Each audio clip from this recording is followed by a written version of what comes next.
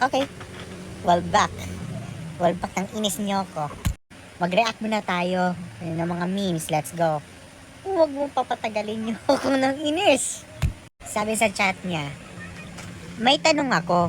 May nararamdaman ka pa sa akin? Sabi niya, oo, sama ng loob. Uy, yun ang mga barangay kayo. Yung mga barangay sa mga probinsya o yung mga syudad na dito. Welcome back our suspended barangay officials.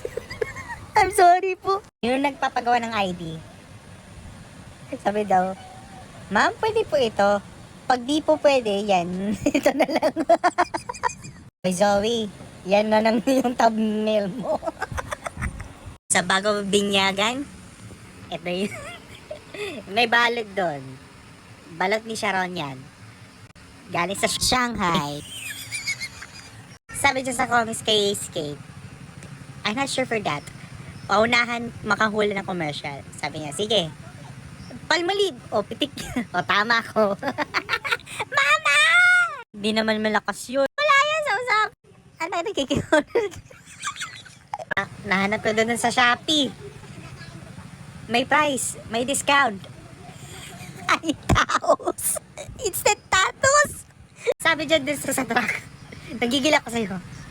Yung poging-pogi ka sa sarili mo. Hindi. Uy, grabe kayo dun sa scammer ha. O yung fraud.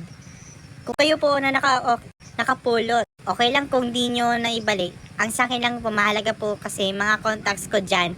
Kahit yung SIM na lang po sana, please. Kahit wag nyo na balik phone, please. Yung contact lang po habol ko dyan. Ito yun na natikas. Doon sa jeep, kapit mahal, isasagad ko. O, nalilito na dyan. Kung sana na maglo-load. Kung maglo-load ba to?